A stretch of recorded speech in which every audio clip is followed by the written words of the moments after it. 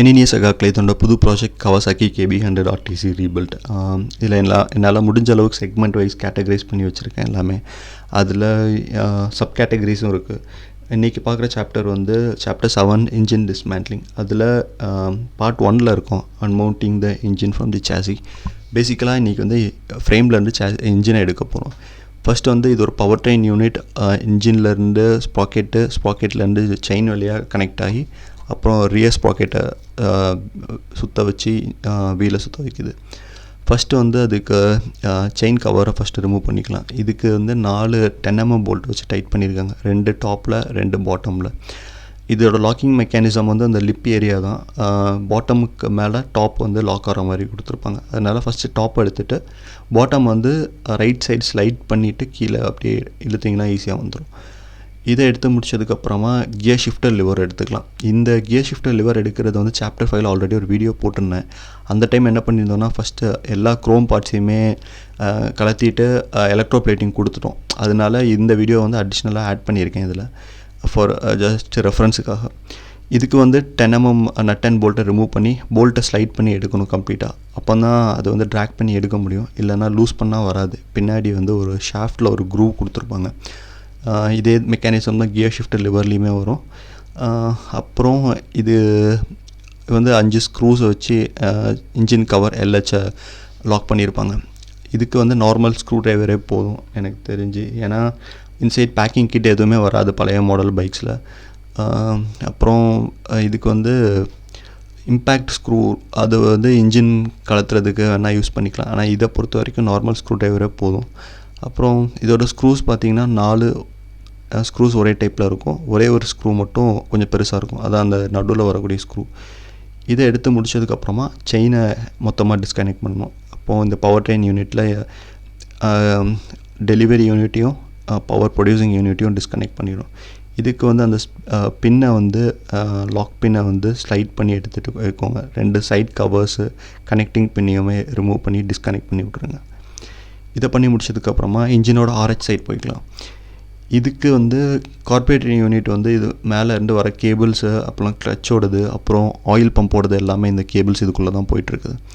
அதுக்காக ஃபஸ்ட்டு வந்து கார்பரேட்டரை வெளியே எடுக்கணும். இதுக்கு வந்து 3 ஸ்க்ரூஸை வச்சு லாக் பண்ணியிருக்காங்க. இதுக்குமே நான் நார்மல் ஸ்க்ரூ வச்சு எல்லாமே டிஸ்கனெக்ட் பண்ணிட்டேன்.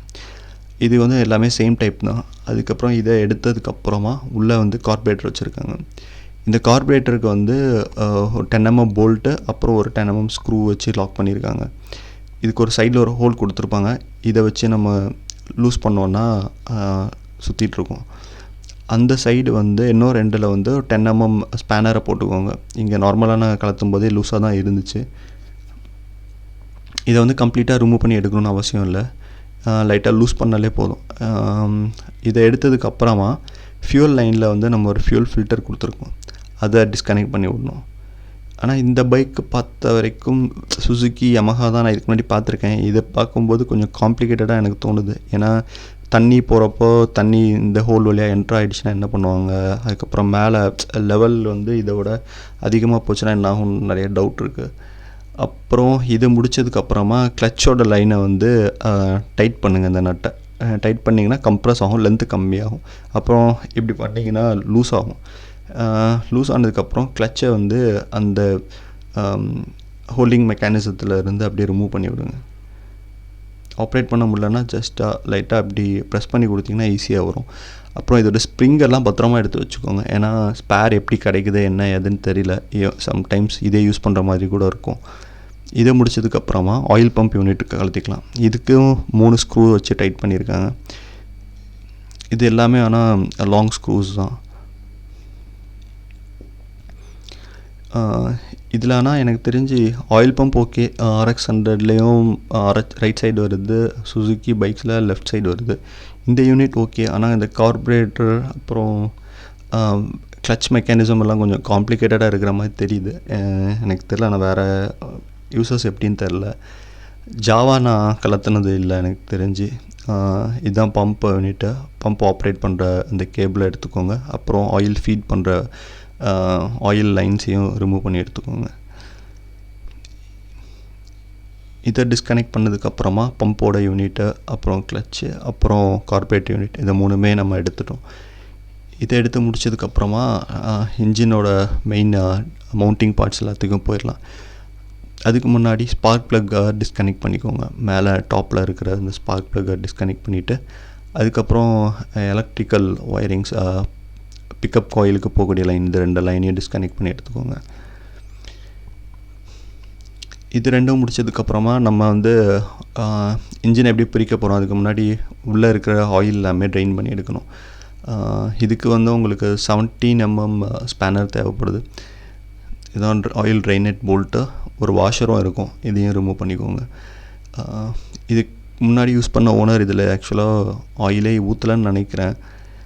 இது ஆக்சுவலாக இன்ஜின் ஆயில்னு சொல்ல முடியாது, இது கியர் பாக்ஸ் யூனிட் தான். இதில் போகிறது வந்து இன்ஜினுக்குள்ளே மேக்ஸிமம் போகாது. 100 ml கூட வரல இன்ஜினை நம்ம ட்ரைன் பண்ணுறப்போ. இதை அப்படியே ஒரு பக்கம் வச்சுட்டு அடுத்தது இன்ஜின் நட்ஸை போல்ட்ஸை லூஸ் பண்ணி எடுக்கலான்னு நாங்கள் அதை பார்க்க போயிட்டோம். இதுக்கு வந்து 4 14 mm நட் அண்ட் போல்ட்டை வச்சு டைட் பண்ணியிருக்காங்க. 4ல் 2 வந்து ஃப்ரண்ட்டில் பக்கத்துலேயே கொடுத்துருக்காங்க. பின்னாடி வந்து ஒன்று டாப்பில், இன்னொன்று வந்து பாட்டமில் கொடுத்துருக்காங்க. பேசிக்காக ஃபஸ்ட்டு எப்படி ஆரம்பிக்கணும்னா, எல்லா ஸ்க்ரூவுமே ஃபஸ்ட்டு லூஸ் பண்ணிக்கணும், கலத்தக்கூடாது. எல்லாத்தையுமே ஃபஸ்ட் லூஸ் பண்ணிக்கிட்டு அதுக்கப்புறம் டாப்பில் இருக்கக்கூடிய ஸ்க்ரூ எல்லாத்தையுமே ஃபஸ்ட்டு நட் அண்ட் போல்ட்டை கலத்தணும். ஏன்னா டாப்பில் இருக்கிறத கலத்திட்டோன்னா பாட்டமில் தான் ஃபுல் வெயிட்டும் அப்படியே இருக்கும். ஃபஸ்ட்டு நம்ம பாட்டமில் கலத்திட்டோன்னா வெயிட் வந்து டாப்பில் இருந்து டிஸ்ட்ரிபியூட் ஆகாது ஒழுங்காக. இதை கலத்தி முடிச்சதுக்கப்புறமா நான் வந்து கீழே இருக்கிற பேஸ் இதுக்கு போயிட்டேன். பேஸ் வந்து ஃபுல்லாக கலத்தலை, ஜஸ்ட் அந்த சைடு இருக்கிற நட்டை மட்டும்தான் கலத்தி விட்டேன்.